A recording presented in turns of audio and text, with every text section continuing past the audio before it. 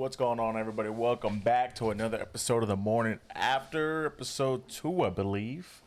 It wasn't as good of a weekend as weekend 1, obviously, but weekend 2 still had some upsets, still had some great games, and I know Cam's very happy. I know I'm very happy, not because they won, but because they won me some money. But we didn't play anybody that great. I would say we still didn't look that great. I was listening to the game. I didn't watch the game, but just from listening, you can still kind of get a feel for what's kind of going on and whatnot. And a lot of 3-and-outs, a lot of struggles to move the ball, a lot of inaccurate throws. Seemed like when we did throw the ball, the completions were like explosive plays, but we failed to pick up the small gains, the little chunks here and there. Running game looked solid for the most part when we did run the ball. O-line kind of took a step back, I feel like, this week for us than it did last week. They were getting a lot of pressure for who they are. That's not something I would expect or would want. But all in all, it's still a great weekend of college football. So let's jump right into it. You wanna do like just the matchups, or is there we any can other, we can do the matchups, and if there's any, we can do matchups, and then if there's also other games that stood out. Like, obviously, if you guys are new here, typically too for this show, we usually recap the games like immediately after, kind of like instant reaction from me and Carlos as we're taking notes throughout Saturdays and watching college football, and then we also touch on our teams, and talk about those as well. But yeah, I'll add on just because you brought up Texas and kind of just started with them because I actually went to the game. So I saw Arch in person. Real fan here, you know what I'm saying? Nah. Chill. Fake one, I guess. I ain't going to the game. I went to the game, and there's a couple things that stood out for me. One is, I really liked how the defense made plays. They forced turnovers when the turnovers were there, and gave Arch a bunch of short fields. So, there's a bunch of pros and cons to that. Like, I love, obviously the offense scored off those turnovers, which is what you got to do. But at the same time, from Arch's struggles, you do want to see him drive the football continuously over and over again, put together sustainable drives and things like that. Because just when you play better teams, you won't really be creating turnovers like that at will. I think Texas had scored like 28 points in 5 minutes or something crazy like that at one point in the game. At one point in the game. You heard that? Yeah. Okay. It's all good. I don't know what I was tweaking, man. At one point in the game, but as well, the first drive, Arch just, he almost throws a pick. He takes a shot down the field. He's lucky that the DB didn't run under it because it literally was an easy interception. And then, just offensive line, just a ton of mistakes. I mean, I'm talking holds, a lot of penalties, like a lot of just sloppy football. Guys, not holding their water at home. False starting at home. It's like shouldn't be doing stuff like that. Just like kind of some sloppy technique. I thought the run game was okay. I thought Cedric Baxter, he looked good. Wisner was obviously held out, and we and Carlos, assumed that was like precautionary just because of the opponent they were playing, and he did have a busier workload last week against Ohio State. And then receivers, I thought they did a better job this week getting separation. Wingo had a pretty bad drop early in the game that over the middle. If he catches that, I mean, it was a touchdown. Like, he catches that, he's running away from these DBs and he's scoring. Parker Livingston, he's been the best really offensive player for Texas early so far this season. Leads the team in yards and in touchdowns. So it looks like him and Arch got some chemistry going. Didn't really know how fast he was until, that 83-yard touchdown. I mean, he took off. He took off on them boys. And then the last thing I saw, I guess, going back over to the defense is the secondary, I think, is a little suspect. I think it's got some weaknesses. I think, obviously the defense, was playing good, making turnovers and things like that. But Littleton got ran by a couple times, like 3 or 4 times. They were just lucky that the San Jose State quarterback couldn't hit those passes. And then there was this one drive like late in the second quarter. San Jose State, they just drove the football all the way down the field. I'm talking right about before half. yeah, they're I talking think it was about like like 12 deep, plays or something like that. yeah, deep passes, completions, running the ball. And obviously, yes, these teams are going to get some plays like that, but it was just usually in games like this, when a team of this caliber scores on a team like Texas, it's like a busting coverage or like a one-off explosive. So to see them put together a drive like that, and even just throughout the game, they were just having guys get open. I thought the secondary definitely could have played a lot better. But all in all, if I was going to grade this performance, I give it a B- from Texas. I thought it was a good bounce back win. It's still a lot to clean up as a team, Yeah. but that's just I want to get my insight just because I was there and I know you were driving and stuff. So As far as our secondary goes, I feel like we're fine. I don't really feel like there's holes, but I feel like this might be a game where maybe you start implementing stuff more, like newer things. Like we just saw Grayson go head to head with Jeremiah Smith, and he played phenomenal as a true freshman. And then have another week where he, quote unquote, doesn't play as great. We'll just say that, or just has some it just looked like he misplaces was on getting defense. ran by. Yeah. I think all that is like stuff to probably easier to fix than not if it needs to be fixed. But I think the biggest thing for me on defense is specifically one player. It's Colin Simmons. He's had, I think, He got a sack this game. no, just the penalties that he's getting. That too. Yeah. I think he's gotten like 5 penalties in 2 games. Yeah, I think shout out to CJ Vogel, good friend at what is it, Inside Texas? That's his platform? On Texas. Yeah, he had actually tweeted something. I had found it earlier. Let me see if I can go back and find it. Talking about Colin Simmons. He basically said, hold on, I want to read it because I know where you're trying to talk about. He said Colin Simmons has now committed 4 penalties in 6 quarters of football this season. Yeah. So in a game and a half, he's already committed 4 penalties, and usually penalties committed by the defensive line are going to probably be 10-yarders, 15-yarders, unless you're just jumping off sides. So obviously, even just in general, like, yeah, they played Ohio State, so it's okay, like when you don't get a sack in a game like that, but I mean, just so far to his sophomore campaign, really, it's not what we expected. I would say, just production and just penalties. Yeah. So he's probably frustrated a lot just because he hasn't probably played up to his own standards. So it does, kind of get you. I mean, it is week 2, so I feel like he should just let it come to him. Because I felt like that roughing the passer was kind of a frustration. You think he's pressing, kind of? Yeah, like he got through the double team, the ball was gone, and he just still went for it. It's just like stuff like that, just keeping drives alive and giving them, better field position, and having them put points on the board, which I don't think they did in that specific drive. But like that's the type of stuff that it can lead to in the future when you play the better teams. So I would like to see him clean up at least the penalties, just because those add up. They add up quick. It can take a 3rd and 18 roughing the passer, and you're about to get off the field to them scoring a drive, and now your offense has to go score. Yeah. So stuff like that I like to see cleaned up. On the offensive side, still thing is Arch.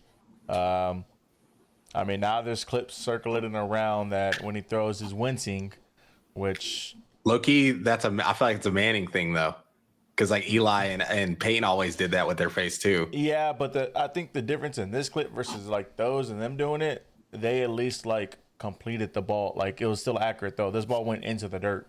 Yeah. So like it makes it look like something is still hurt. And I was thinking about it, and I was wondering if his lack of mechanics is because he's hurt, so he's like compensating for something else. Like he doesn't want to put all that pressure like on his arm, so he is light on his feet, or like drifting away on his feet, so it's not a full power throw. You know what's interesting too is I'm also just more so the fact of the problem is if he is actually hurt, is he really has no time to get healthy because he needs snaps. He needs the play. And, I mean, speaking back at the Texas game, like, Texas had a lot of their starters in late into the game. I mean, Taft, he kind of got, kind of came off the field limping late in the game. And, you kind of had some other players. DeAndre Moore got, taken to the locker room. And then even too, Arch, I mean, y'all had a possession where y'all started deep in y'all's own territory. And this is terrible. I'm not going to lie. What's his name? Y'all's tackle? What's his name? Baker? Yeah. He's got to get it to go. He's got to get going. That's the main person I was talking about because he was getting blown up. Him and DJ Campbell, the guard. I'm fine with just because he's Campbell, a senior. He is a senior, but that's why I'm fine with him just because he does have the experience. And I feel like he's more than likely to get it together than not. Like he was fine last week, So I don't know. Well, the reason I say that is because you just cannot have guys running unfree, like hitting your quarterback blind. Like Arch got hit blind. He fumbled the ball. They recovered it. I'm not even talking about like the outcome of like what happens in the game, but like that is a play against like these premier SEC edge rushers or OU. Like he will get hurt. And he's already, we're assuming, we don't know, but we're already, thinking he might be hurt. So that was just something I was just like, damn. And everyone's like, you got to take Arch out. I'm like, yeah, but he needs snaps. Yeah. So, yeah. I mean, I guess to his benefit, he was going against their best defensive player. And he seems that the way that the announcers were talking about him, he seems to be like a highly touted guy. So he might, find his name in the draft. Okay. But yeah, that's the thing. They had, I don't know, who else stood out for me was number 10, the little slot they had. Yeah. I don't know what his classification is, but I can see that snagged on Kobe. Yeah. I could see him, and he just was catching a lot of passes and whatnot. I could see him if he's got some eligibility, with this portal. That was a portal game. He put up some numbers, you could go somewhere. But yeah. All in all, how'd you feel about everything? You guys not great still. Just because just like last week, your defense can't do it all. They did it all. They gave it their all, but you still came up empty. With our schedule coming up, we have 3 weeks we have a whole month to prepare for SEC play. And I mean, that sounds like a long time, but it comes pretty quick. We have these easy games that we should take care of, and then we have a bye, and then we get right into the thick of it. So, like I said, a month sounds a long time, but when you have to, really get it going and start firing on all cylinders, and the pressure's added on, that's kind of when you make or break. So, we're gonna see. Yeah, no doubt. No doubt. But, on to other games this week. It was just crazy. I mean, we had 4 teams that were ranked in top 25 lose this week. We had a couple of upsets as well sprinkled in there. But, man, we want to start it off. I didn't watch much of the Baylor SMU game or the Illinois Duke game, and I haven't had a time yet to watch much highlights besides what I've seen on TV. But, want to start it off with Illinois. Luke Altmaier, I just kind of checked the box score. I think he threw for like 330, 3 touchdowns, didn't turn the football over. This was a game, I picked a Duke to win as in an upset. And I thought, there was, hearing back, it looks like Duke had plenty of chances to win that game. But, I mean, Illinois, that's a big win, just to be this team. You have these expectations. You're going on the road against a team who people are, think could be decent. And you do that, that was impressive. So, I'm curious to see obviously what Illinois continues to do, but I mean, they're looking like a potential playoff, contender as well. So I picked Illinois to win the game. I just thought with, Luke being back there is just kind of too much firepower. Someone who was in that offense for another year, and he already put up numbers last year. So I just figured, he's going to just continue doing the same this season. And I said I'm not really that high on Manny Diaz either, from a defensive coordinator standpoint. Just because if he was that great, he wouldn't be floating from school to school to school. Mm-hmm. And it kind of showed. I mean, they're at home. They have the pieces to win games, but you know, with these big games, they're the kind of ones you want to win to kind of put a statement for yourself and also put a statement for the conference that you're in because you're in the ACC.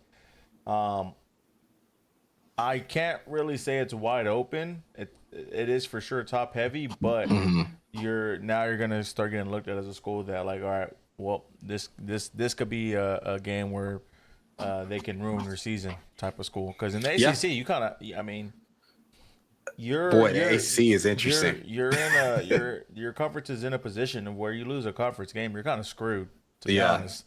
Versus like the SEC, like yeah, you'll lose a conference game and not make the SEC championship, but you're still probably gonna get in the playoffs.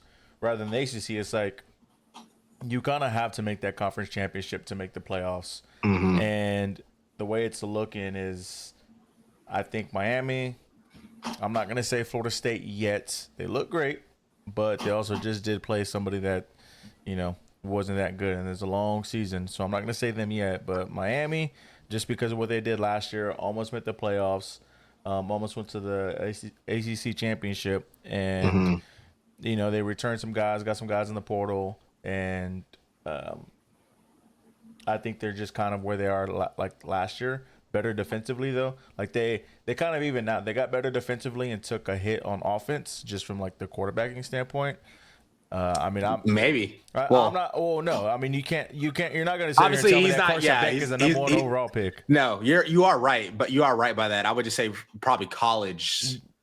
It's not too drastic, I would say. Yeah. But you are right. Like it's probably about like evens out. You know, like you're saying. So with Miami, with Florida State, with Clemson, kind of looking scary. Yeah, go. We can go. We can talk about them a little bit real quick. It's just with those three teams, SMU just lost to Baylor, so it's like, all right, how good is SMU? What I'm just gonna say with those three teams, those are gonna be like the head honchos, I would say.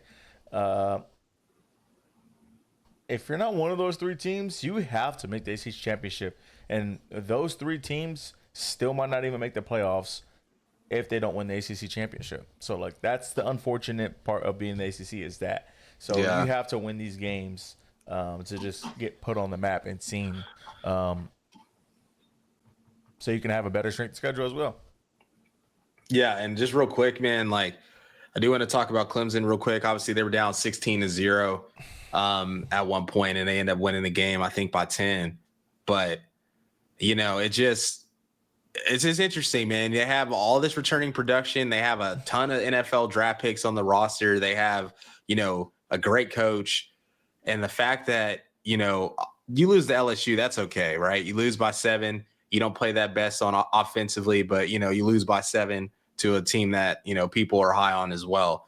But then when you come back home and kind of just, you need to get a dub and you need to just not start out flat. That's what happened. They got punched in the mouth, started off flat. I commend them for coming back in the game and making winning the game. But, they were like a 31-point favorite, and just to do that, be losing, going into the third quarter, just, it just kind of definitely has me wavering from my Clemson, pick to, make the playoffs, win a national title. I don't even think they're the third best team in the ACC. I think they're the third best team in the ACC right now, maybe even fourth, right? Like you got Miami, Florida State, Georgia Tech, so we'll just see. Possibly we'll SMU see. might be better than Possibly them. SMU. Yeah. I mean, we'll just have to see, but I definitely think it's if you're a Clemson fan, you should definitely be a little concerned, especially just off that win. I know it's early, so we'll just kind of have to gauge it. Like last year, they started off not that great and they end up making the playoffs. So we'll see. But, you had these expectations. You're ranked number 3 or whatever, 4, whatever they were to start the season. So yeah, and I named them a preseason national championship team. You did. I mean, the only thing they don't have is a running back. They lost like the ground game, but they should still have enough offensive firepower to still score points. I agree. I don't know. That we're gonna get it together. Next, we had a rivalry game, Iowa at Iowa State. What was that Mm-hmm. crazy stat you said? Iowa State hasn't won in Ames since 2011? Since 2011 or something like that, 2013. It's been over a decade or something. Something wild. That's insane. But they pulled it off. I'm pretty sure Cam and I both picked Iowa State to win. We also picked them to cover, which they did not do. Bro. The spread was 3.5. They won by 3. It seemed to be a great defensive battle. Man, I just don't know why Iowa can't get a quarterback. Yep, I picked the QB's less passing yards. Yeah, like 88 or 87. That's and I expected it to be a low scoring game, top low, but geez, bro, like it's insane. And I took the under. I just don't understand why they don't just take some money and just go hire somebody that's up and coming out of G5 school that's putting up numbers. Go get somebody from Western Kentucky. Go get somebody from these schools that consistently put up good offense, and just see what you can do with it. Yeah. I don't know. That's we've talked about it all the time, but a good win for Matt Campbell and Iowa State. That's a hard game. It's still Iowa. They're still a tough team. So to win that game and then you already beat K-State, they're looking good. And real quick to talk about K-State. Let's go Army.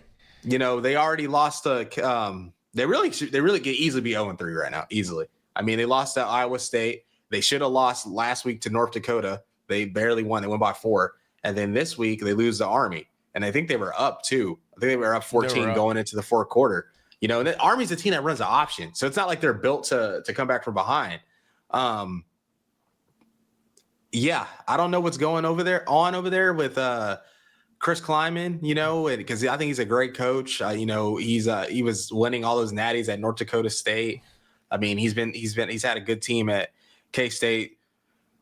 But I think honestly, I don't even think it's Avery Johnson. I think he's putting up good numbers. I think it's the defense. Their defense is not what we would normally expect from a K-State team. I mean, you're letting North Dakota State score 30, whatever points. You let Army, an option team, score 34. That's the issue. And I don't think I would be saying, I don't think I was going to be saying this 3 games into the season for K-State that their defense is an issue. This is a team, me and Carlos thought would be a contender in the Big 12, and it's not looking likely. I mean, they might be struggling to make a bowl game because the Big 12 is such a, coin flip league that there's teams I'm taking over them right now that I've seen, and I don't know their schedule, but it's a hot take. Up right now. This is a hot take, so they might be struggling for a bowl game, easily could be 0-3. Let's see. Carlos is pulling up the schedule. All these websites are the same. Go to the top corner. These are the top. Go to the top left. Those little 3 lines. Yeah. Teams. Football. Yeah. So they got at Arizona. Okay. Arizona, man. Tough. They'll probably beat UCF. They're gonna put some points. Arizona's gonna put some points on them. Yeah. Versus UCF, that should be a dub. At then Baylor, that's gonna be scary for them. Versus TCU, I really don't know what to expect of TCU right now. Their offense, though. I mean, that's the thing, though. Like K-State, since their defense isn't looking good, these next 4 teams on there could all light them up. Yeah, but who has TCU played? They played North Carolina. That was it. I know, and then after that, they played someone today. There's probably someone trash. Because shout out to Bill Belichick as well as Carlos is looking this up. They beat Charlotte, so Bill Belichick got his first college win. Wait, they looked better. Week? Yeah, they had a bye week. It was stupid. Okay. Yeah, so that's what I'm saying. I don't know what to expect of them because they played, North Carolina, who did. Yeah, and then at Kansas, Kansas should have won this weekend, but they choked. Like I said, as long as they have Daniels in the game, I think they're going to compete. Absolutely. Versus Tech's going to put up numbers on them. Oklahoma State is that yeah. This is Gundy's last year. I may not even be the year. Utah looks really good defensively, so if they can't even move the ball and score points, and they got a good offense too. It looks like. and then Colorado, which will probably be a shootout, maybe. Yeah. So I'm saying it's tough, bro. Like when you look at that schedule, UCF, and then I would say maybe potentially Arizona, but really UCF, Arizona, Oklahoma State, like those are probably the only games that they're going to be favored in, Yeah. Like at every other game, they'll probably be underdogs. So yeah, it's not looking good so far. We'll see if they can turn it around. But on to the next game, SMU and Baylor. Like I said, didn't really get to watch this game as much as well. But man, what a great win for Dave Aranda. He needed this, especially after the Auburn game, defensively. And, he's played against some, he's gotten lit up 2 weeks in a row. Like, I'm not going to say he hasn't gotten lit up, but the know that you got to absolute dude at quarterback and Sawyer Robinson, I mean, he's been playing his tail off. He's already thrown for almost 800 yards in 2 games, or probably over. I think he threw for 400 in both games. Yeah. So he's almost at 1,000 yards already. And he's not turning the football over. He's playing good football, and you're always going to have a chance, especially in the conference like the Big 12 and in the conference play. When you have a good quarterback like they do, you always have a chance in every game you're in that conference. Yeah. But it's a big time win, man. It's for me, it's a big win, but like at the same time, it's like you can't keep playing from behind in the second half and coming back and winning. Agreed. That's and good thing they've been playing. He's done is just being a second half team. Yeah, and the good thing is they are playing. They had kind of one of the tougher non-conference schedules in the Big 12. I mean, you play an SEC team, you play the team that just went to the playoff last year on the road. So I think Baylor is getting some good tests in early. But SMU, I didn't really get to watch much of the game, so I'm not really sure how they looked. I know they were scoring quite a bit at the beginning of the game, and Baylor's defense, it seems like Then that's the issue. Like, this is Aranda, this is a guy who's known for defense. So really, why is there, this struggle going on? But yeah, man, it sucks for Rhett Lashley to lose like that, lose to a team that's, an hour down the street, but we'll see what SMU's looking like, right? We'll see if they're an actual player in the ACC. Them, like you said, it's out of ACC, play, and the blessing is you're in the ACC, so your game should be easier. Yeah. If their offense looks like it's made to score, I guess it's more so of their defense. But at the same time, Baylor's offense is made to score. They have some dogs at receiving. They have a dog at a quarterback. So I feel like they can go toe to toe with a lot of people. So I guess don't put yourself down too much just because they do have a lot of firepower on offense. They look good, man. It's a blessing. You lost outside the ACC. It's a blessing that you're in the ACC. So all you got to do is win. Yeah, just make a run. And, they got that Florida State SMU game. We might need to see what them tickets looking like, Carlos. That's here. So we might have to, we might have to, see what's good with that. Just because, I remember seeing that game on the schedule and I was like, man, Florida State trash now. But it might be a game, man. Might have to sneak into, man. Imagine they play on Friday or something the week before Red River, you know what I'm saying? Hit that first, then when is it? They don't play them this year? I thought they did. But, it was last year, I think. Man. I thought it was last year. Okay. Hey, SMU, they got to play TCU. They got another tough at a conference game. Yeah. Like we said, like Carl said, it's at a conference. Oh, okay. Was that November? Yeah. Okay, I might have to check that one out. This is not high at all. Their stadium is very small. Yeah, you went to the bowl game, right? Yeah, their stadium is very small. Okay. Yeah, That's not even bad. The stadium is very small. Might have to see what's good. Yeah. Any ticket companies, if you want to sponsor the podcast, let us know, man. Yeah, man, I was impressed with Sawyer Robinson. I was impressed with their ability to get a win on the road. So there you go, Steve. There's your 5-minute ovation of Baylor. Yeah. On to the next. Unfortunately, guys, this week my fiance just graduated with her master's. So we're on the road driving because she walked the stage in Louisiana. So I didn't really get to watch too much football this week. The only game I really watched was the Oklahoma game. So I can't like touch too much on these games. But next game is Ole Miss at Kentucky. Yeah, I can. Yeah, I this can. pissed Yeah, me yeah. off. That's why I just froze because I'm still mad. Yeah. Honestly, Kentucky got off to a hot start. I mean, they were up 10-0. Shout out to Seth McGowan, ex-Oklahoma running back. He was doing this thing for Kentucky. But, Ole Miss was able to, get it together late. They were able to get some stops. And then, they got an explosive offense. So they're able to score quickly and get back into the game fast. Austin Simmons is good, man. I really like what I was seeing from him. Dude's accurate with the football. He's also a great athlete. He scored a rushing touchdown. Had a scare where he got twisted up pretty good, like his knee. Like Carlos, I don't know how he came back in the game. I dead ass thought he like tore his shit. Like the way he like turned and they fell on him and shit. I was like, fuck, man. Like I feel bad. Like you don't want to ever see a kid that's talented like that get hurt. But he came back in the game. Finished the game out. So do you know how he threw 2 picks? Didn't see those. No. Okay. Oh yes, I saw the first one. The first one, the snap was low. Like it like bounced on the ground. Like and then he like picked it up quick. Rolled to the right. There's already pressure. And he just threw it. And then the corner was sitting in cover 2 and then just bailed off the guy and just picked it off. Yeah. But I didn't see the other one. But Kentucky, they're known to be that's a hard place to play. They're scrappy. It's scrappy defense. Team, scrappy defense. I was actually impressed with Mark Stoops, he because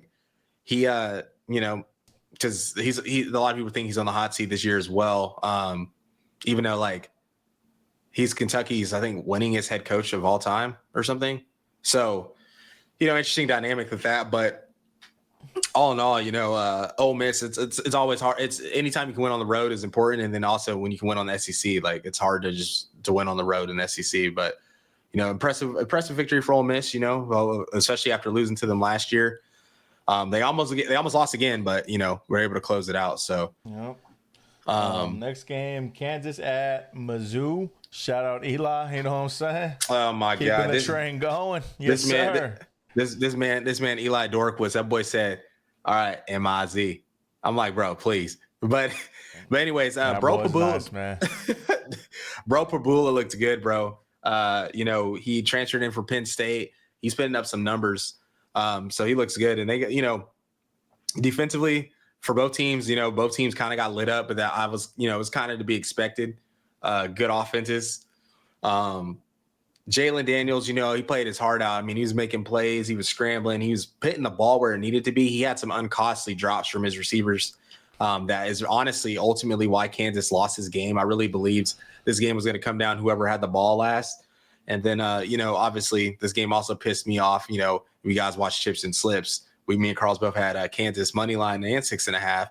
And the fact that, we're like, okay, Kansas is going to lose, but we had that 6.5 looking real good. And then you have this bullshit late backdoor cover from Missouri, just like this garbage time touchdown run, makes the game look worse than it was. That was pretty frustrating. Same thing as well in the Ole Miss Kentucky game. Kentucky goes down the field and kicks a field goal. They're literally gonna lose the game. Let's kick a field goal to make ourselves feel better. Come on, man. What are we doing? But anyways, that was kind of my thoughts from the game. I'm still high on Kansas. I still think they're super dangerous in the Big 12. I like their offense. I think they got a chance, and I like the way they call plays. Their defense got to get a little better. But in Missouri, they look to be a solid team, but the teams are going to play are a lot better than Kansas. So we'll just have to see if they continue to get better this year. Oh yeah. Oh, just let them. Oh man. Just know. Oh, he laughing at going there. Just know. What would you say? Just say y'all beat everybody else. I'd commend him, but I'm gonna tell you, they shouldn't even have won the game last year. We gave them the game last year. How would that make you feel if y'all beat everybody but them? Honestly, as long as I wouldn't care too much if we beat everybody else, but it would irritate the fuck out. That boy just got BB number. No, he's just annoying, bro. He just he just has a punchable face, bro. I mean, and we have to filter this stuff because we might work in Missouri in the future for something. I don't know, but man, it just I would laugh. Oh my like, if gosh. he just beat y'all again this year, I would. Oh I would my laugh. gosh, that man is annoying. But on to the next game, I mean, bro. I just don't even really talk about it. Now, Oregon, I mean, I just want to talk about a couple things that I saw. Oregon, Oklahoma State. Oregon, Oklahoma State. Oklahoma State, we knew this game was a death sentence once you opened your mouth, Gundy, and then also when you have your QB out. But the crazy thing that for me was, one, I love Dante Moore. He looks really good there. Like we said, he's the most talented quarterback Dan Lanning has had from a recruit standpoint in the program since he's been there. And also, man, Will Stein. I'm telling you, the next big time head coaching job that opens up, if he ain't at the top of the list, I mean, I don't know. I don't know what's going, because that dude, Carlos, that dude got a play calling bag. Like, I'm talking about like just the way he's designed stuff, the screens, the run game, like everything just looks so well. He builds off concepts, like, and obviously they have the talent. It's interesting though, because it's like he has a bag, but like when he plays good defenses, it gets shut down. Yeah, but I mean, even last year, I mean, they still scored 30 on Ohio State in the first meeting, and then cheated.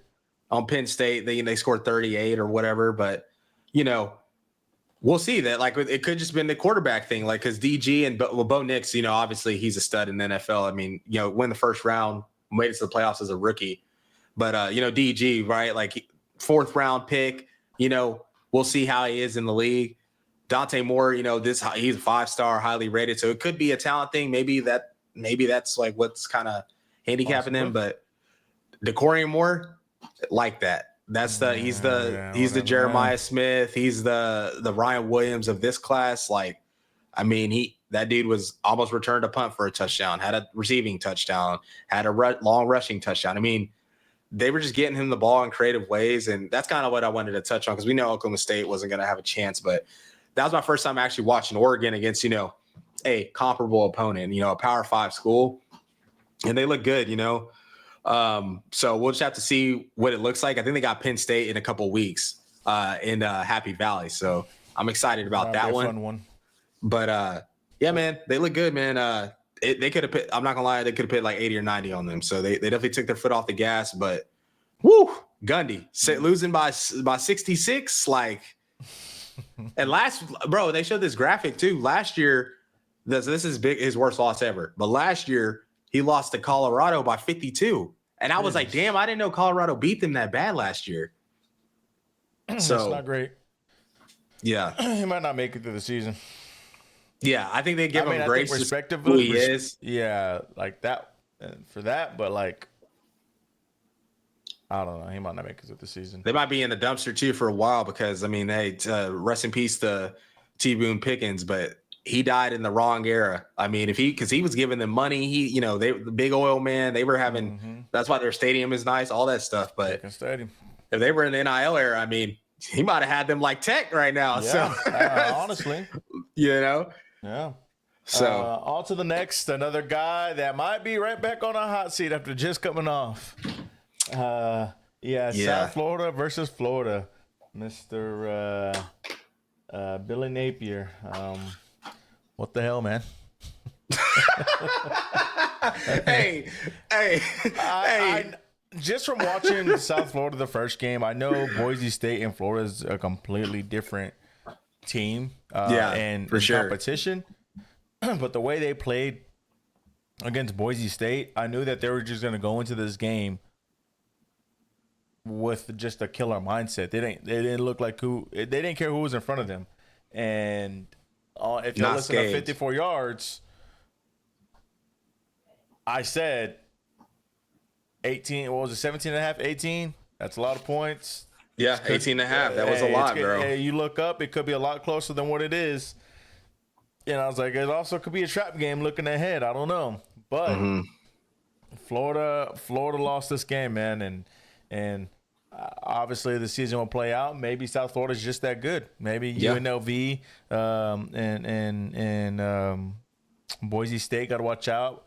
Tulane got to watch out. James Madison got to watch out, because this could be the team from the group of 5 that, makes it.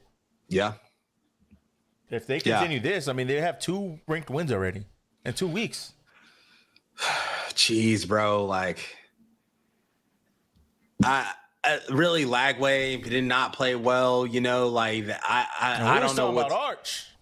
Yeah, I don't know what's going on, right? Like, he was so hyped up, talked up to, they're talking about him.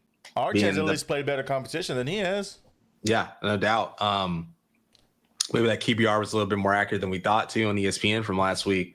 Yeah, man, it just, USF, that is not a team to play around with. Like, they almost beat Alabama 2 years in a row. They just beat Boise State. They're going to be ranked in the top 20. Like, they just beat 2 ranked teams in a row.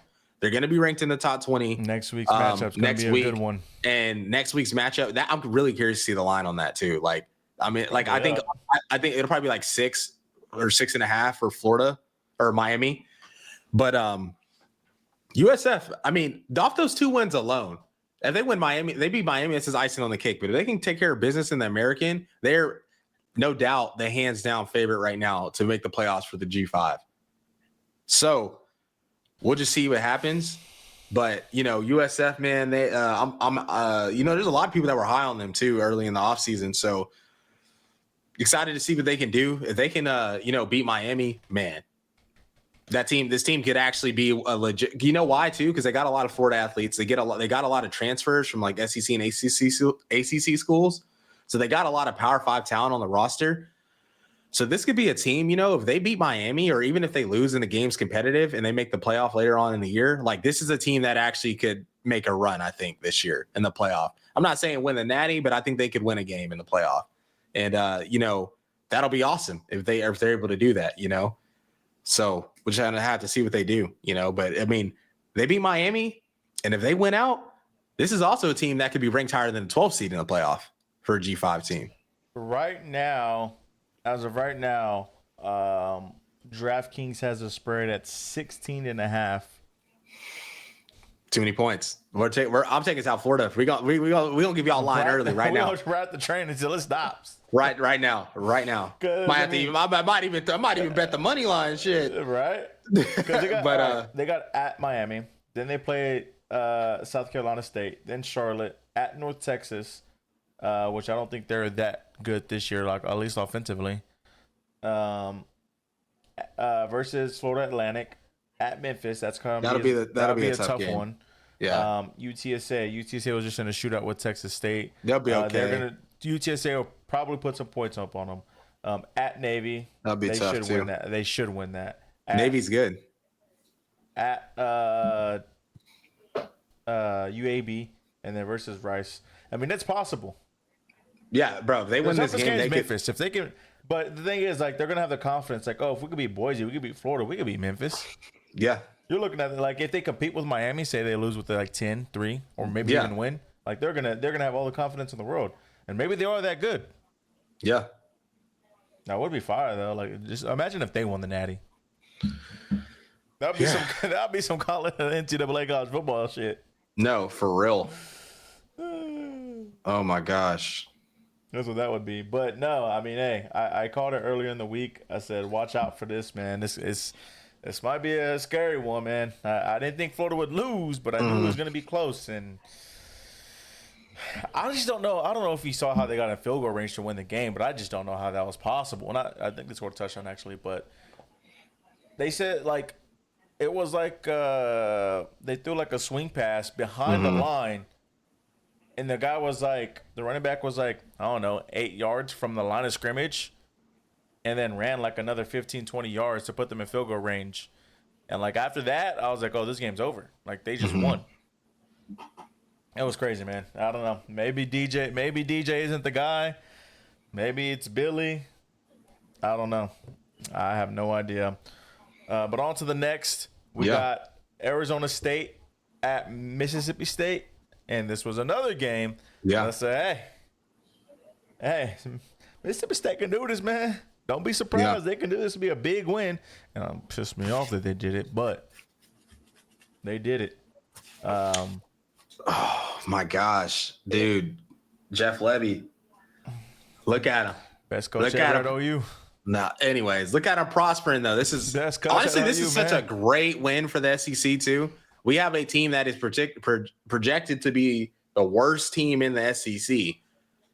Win and beat a team that was in the playoff last year, took Texas to the wire, and is projected to make it to the playoff this year and be the overwhelming favorite in the Big 12. So, this is impressive, not only for the conference, but for Jeff Lebby. Like, this is only year 2, righting the ship. Clearly the transfer portal additions were huge, taking Brennan Thompson from us. Obviously there's familiarity there when Lebby was at Oklahoma. But, I mean, that dude's always been fast. I mean, he was at Texas before Oklahoma. Yep. He's always been fast. He's always been electric. And now it looks like their QB. We were kind of questioning why they let Van Buren walk and go to LSU and, stuck with Shapen. But looks like Shapen is, the perfect guy for that system. He was throwing some dimes. And to win a touchdown like that, walk it off like that. Obviously, Arizona State, I figured they would come back and make it scrappy. That team is good. They're well coached.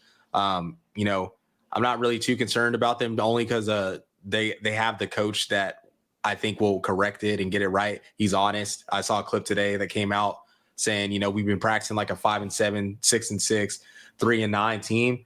He was like, somebody got to go those records, and he's not wrong. So hopefully, they get that corrected. But yeah, man, there's a big time win for Mississippi State and Jeff Lebby. Honestly, too, let's see I don't know who Mississippi State has left next coming up. I know they play y'all, but it's later on. But I'm curious to see who they have because they could get ranked. I mean, first is Tennessee at home. They could be ranked by that game if they should win Alcorn in North Illinois. Just because there's gonna be some teams that lose here in the next couple of weeks. So they could be ranked by that game. Yeah, because Tennessee plays. And last year they played them tough. Like they played Tennessee. Plays Georgia, right? Yeah, they played Georgia this week. Yeah. So. Yeah, and then you got A&M plays Notre Dame. Yeah. This week also. So, like I said, they could be ranked. They struggled a little bit too. They won by 22, but it wasn't like a pretty 22. They have not been looking hot on defense. Actually, that's been the issue. Their offense actually looks all right. Their defense. Well, for what it's worth. Yeah, but yeah, man, Mississippi State, man, that team that their schedule ain't, it don't look as scary now when you look at it, right? So We'll see what happens. So I'm Mississippi State, man. I said y'all could do it, and y'all went and did it. Come on. Yeah. Virginia Tech. Didn't watch this game too much just because my game was fireworks. On. But I turned it on a little bit when they were down actually by 20. But man, it was 20-10 at halftime. I was like, damn. I sent to Carlos. He was like, I told you about Virginia Tech. And then I checked the game after our game ends. 34-20 or 44-20, bro. Humongous win for Vanderbilt. Humongous win for those boys. Clark Lee, Pavia. Like that is a win that they already kind of are feeling themselves. They had some big wins last year, but that's a win where it's like you kind of stamp it. You kind of know like you're here, you're arrived. You got hit in the mouth early, you're down. You come back and you still, score 34 and answered in the second half. You play lights out defense. They don't even score a touchdown. That is just huge for confidence. I think Vanderbilt will probably be ranked this week. And I think that's going to set up, they play South Carolina, I think. Comes that next week? 12, right? Yeah. They play South Carolina next week? Let's find out. Yep. Yeah. So that might set up a ranked matchup. They'll probably rank it anyways now because they play South Carolina. So they want, they want that ranked matchup. But and it's cool too because it's like, bro, you just played Virginia Tech at Virginia Tech, and you beat the brakes off them boys. Yeah. South Carolina played Virginia Tech the first game, and it was a neutral site, and they barely won. So it's like, Yeah. Just looking at that from that aspect. Yeah, and it should win this game if you just look at it from that aspect. Yeah, and they're both gonna have film on like each other playing similar teams, that they both played. So that's also another interesting dynamic. Is Vanderbilt home? Yes. No. South Carolina's home. Okay, so sorry. I don't think that's gonna matter too much just because they just went on the road to Virginia Tech, but that is obviously a tough place to play. South Carolina, the fans will get up for this game. Hopefully, this is like a morning 2:30 kickoff. I don't know, 6:45. See, bro, on the SEC network, bro. Well, yeah, because 2:30 is but it's on the SEC network. Tennessee, Georgia. So But it's on the SEC network. This is not an SEC network game. no, hopefully that gets like flexed out or something, and they put something else in that spot. But yeah, I mean, shout out to Pavia and them boys, man, for real. Last but not least, we had to save the best for last.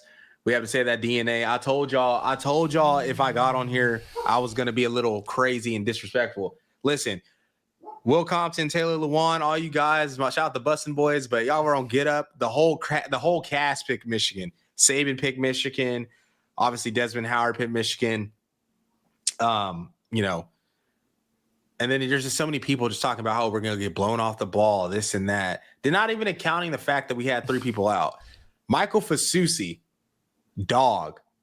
I was talking to Kat, and, she was like, man, that one hurt missing out on that guy because that dude, certified left tackle, like he's nice. He's like how Kelvin Banks was. Nice. You put him in as a true freshman, and you're like, we got one. We know we got a guy for 3 years. He's going to be 3 years and out. And this was the game everybody was looking.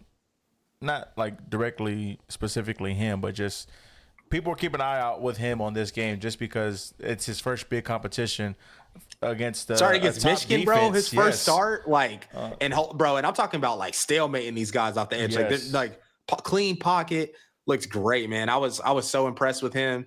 The receivers, man, look good, man. Deion Burke, shout out him. He got 100 yards, playing against Michigan, where he's from.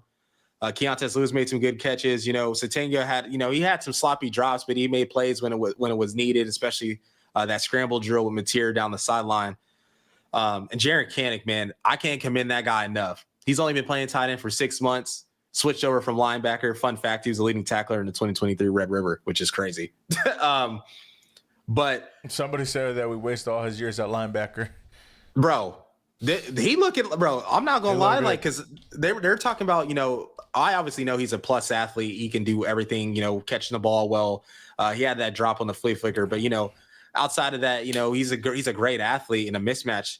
But the fact that he was in there blocking the way he was, I'm talking about they're old school, pitting him down at fullback, having him on insert plays. I mean, blocking off the edge. He is blowing up guys that are going to be draft picks in the NFL from Michigan, playing linebacker or tight end for 6 months. You put that type of stuff on tape, not only with his receiving ability, he's going to get drafted, bro, as a tight end. Like, I truly believe that. Like, the way he is compiling and he continues to build off this, I just think he's only going to get better.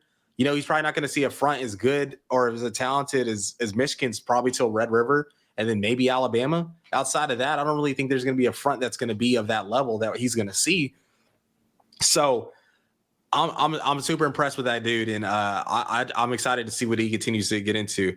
Mateer, man, that dude has nuts. Simple as that. I mean, he just plays with a certain moxie and swagger that we have not had, really in a while, really since Caleb. Like, DG was good, he played with it at times, but there was at times where you just didn't feel like you had a player that could just go win you. Like, DG was good, but outside of that Texas game, that was like really the only time I saw that from DG when he was at Oklahoma.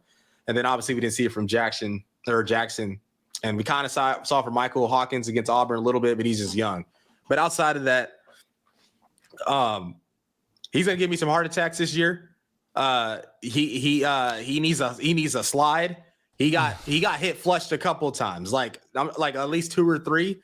And I'm like, dude, like, you can slide. He even said in his press conference, like, yeah, I got to slide more. Like, and he had a little funny tidbit. He was like, when we played Oregon State last year, he was like, they're telling me that I need to slide. Then they started telling me I need to dive because you get more yards. He's like, so which one is it? I'm like, you just need to get down. Yeah, absolutely. And Oregon State don't hit like these boys over. They were smacking last night. Bro, both teams flying around. I told the fam that was over, I was like, listen, this game's gonna be a car crash at the line of scrimmage. Like, both teams are gonna be physical. Both teams know they got to bring it.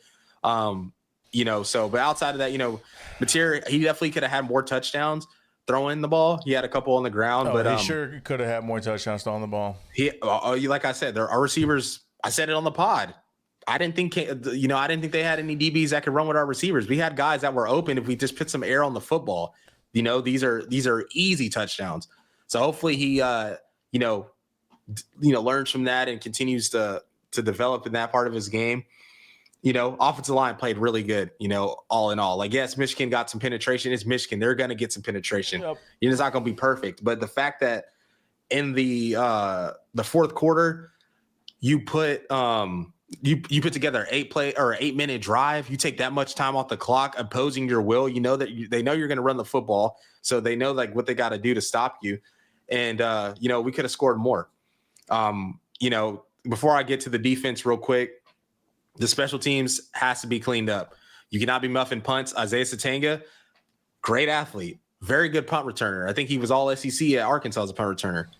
But dude, I told Carlos when we were watching the game, I was like, bro, I knew he was going to do that. He had already been fielding he was playing with fire. He was already fielding some catches and some punts that were just extremely dangerous. And I knew he was going to muff one or something like that at some point. It ended up happening. Thank God our defense is good because, they only got 3 off that. But, that got to get cleaned up. Bobbling a kick inside his own 5, gets tackled inside the 10, not good. With him real quick, I just don't think he's healthy yet. Like, I think they're trying to smooth him back into the game. So hopefully this game against Temple, he needs to get a lot of reps against Temple. This is a team you should be able to take care of handily. He needs to run the football. He needs at least 20 touches, I think. Either that's catching the ball because he's a plus athlete in that or running the ball. But he just needs to get in the flow because he missed a lot of camp with a shoulder injury and then, just got healthy. Like, he hasn't really gelled well yet. Torrey Blaylock, that running back, shout out to him, man. He got hurt last week against Illinois State. True freshman out there, man, playing against Michigan. Like, that is super commendable. You can tell his dad was in the NFL. You can tell he's been trained and raised the right way and takes care of himself because most true freshmen, unless they're just different, they get hurt like that. Unless they're just really trying to play, they're not going to be doing that. Javante Barnes was shitting on him all against Illinois State. Had some great runs, did really well in pass protection. So I feel really good about where he's at. And then defensively, real quick, I thought we played a A+ game, really. I'll give us an A- just because we didn't force any turnovers. But outside of that bust run, for 75 yards to start the second half, we weren't lined up properly. Peyton Bowen, you got to fill that. That's your gap. You got to make that tackle. They probably were going to get 6 yards on that play, but it ain't 75. And the pass play to the receiver, he caught off the guys off of RSJ's helmet. Listen, they're going to make plays like that. I'm not too mad about that. But all in all, you hold them to really 7 points offensively, and then they get 13 off the short fields from the turnovers. That's a great job by them. They played well against Bryce Underwood. They were tackling well. Carlos had mentioned when he's texting me that our team speed's is good. Like, even if we miss a tackle, there's so many people around the football, it doesn't matter. And then Owen Heineke, walk-on linebacker. I think he was playing lacrosse at Ohio State, walked on to Oklahoma State, transferred to Oklahoma. Funny story about him is Brent Venables was saying he would get pissed because this dude would go into the games or go into practice trying to get reps over guys that should have got the reps. And Brent would yell at him, take him off the field, but he kept trying to do it. Gets his opportunity. That dude balled out, man. He deserves more reps. He's undersized. I don't think he's going to be in the league, but I think he'll be a productive player for us. And then Cortland Guillory, the true freshman corner. I told Carlos about him. I just got onto a tweet that says something before you say it. True freshman cornerback Cortland Guillory was targeted 8 times and allowed just 1 catch for 6 yards. That dude's a blanket, bro. From Houston. I don't know how we got him, but I'll take it. That dude is cold, man. It's going to be interesting when Eli Bowen gets back and Kendall Doby because those dudes are cold too. So I think our secondary is going to be pretty stacked. Gentry looked good. He ended up getting hurt later in the game.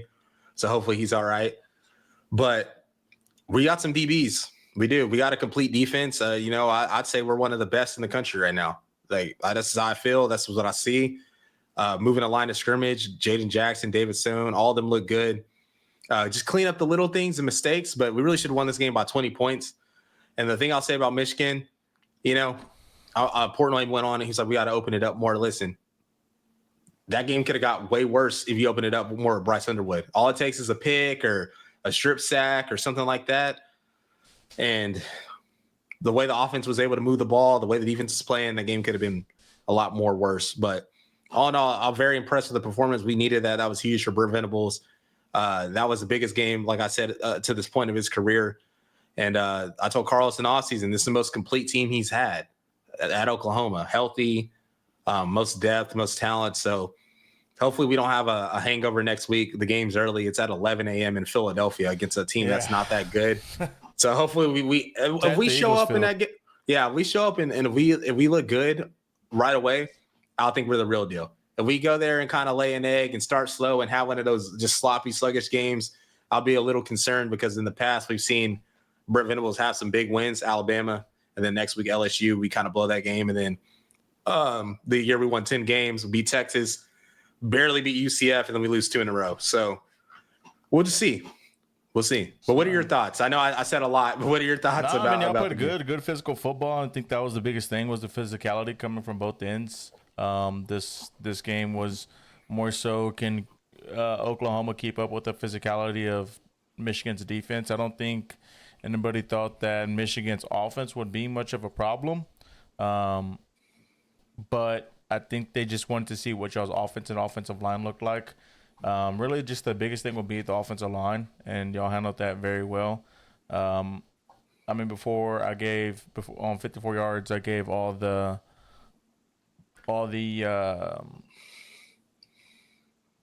rankings to y'all. Like, y'all had the better offensive line, y'all had the better D line, quarterback, wide receivers, running backs. Like y'all, the matchup just wasn't good for them, and it proved that. So y'all played a great game. I think more people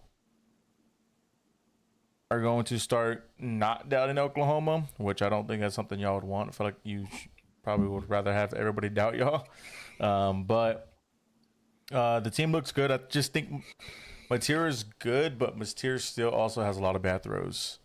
Yeah, his mechanics get him in trouble a lot. Like that. I mean, the interception was literally because his mechanics are sometimes all over the place. He should have had a few, like maybe one more. Yeah, a couple tip balls, got lucky. Satanga made a great play and broke it up from the DB. So I think his throws do kind of get him in trouble a little bit. But all in all, I mean, he's still better than what y'all had last year. So obviously that's a positive, and that's going to win y'all games. But against, like, good defenses like that, well, against good teams, complete teams, you can't be having those mistakes, because they will turn around and just drive the ball and score. Or they might not even score, but they're going to eat up the clock, and they could be in the lead. So it's just stuff like that. But I think he's been in fortunate situations to where that has allowed him to do that. So he's going to continue to do it until it becomes a problem. And I think this is a league where that will become a problem. You can't do that. Mm-hmm. Yeah, I agree, man. I agree. And honestly, our schedule doesn't look as daunting right now. Just because of how. Hopefully he gets it going, bro. It'd be amazing. Yeah, hopefully. It'd be amazing if he has 200 yards this week or some shit like that to get you back on track. What did he play, like 2 times? 2 times, like I said, I understand Torrey Blaylock and Javonte Barnes, they were productive. So you got to go with what's working in a game like that. It's too big of a game to be trying to experiment and stuff. If these guys are playing well, you got to go with them, and it's okay. That's why you recruit. That's why you have the depth, all that. Yep. But all in all, great weekend. I'm super excited for week 3. We play early, which will be nice. So get our game out the way, and we play at 2:30. Y'all play at 2:30, yeah. So get our game out the way and kind of just watch everybody else play. But I'm excited, man. That was a humongous win. Hopefully recruiting picks up off that too. Especially with the negative recruiting that's been thrown around, saying that the coaching staff might not be there and things like that. So all in all, I'm very impressed. They got to keep it going, Sure. So, well, I think that'll wrap it up for this episode. Stay tuned for the next 54 yards. We'll discuss some more in-depth things about this coming up week and what we thought about our programs, what we want going forward. But yeah, man, both our teams won. You get to say, what's a good thing about being 2-0? Chance to go 3-0. Yeah, unfortunately, I can't say that, but we won. That's all that matters. Got to keep it pushing. As long as we win, that's all that matters. So that'll do it for my boys over here at 54 yards. We'll catch y'all guys in the next one. Welcome. Boomer.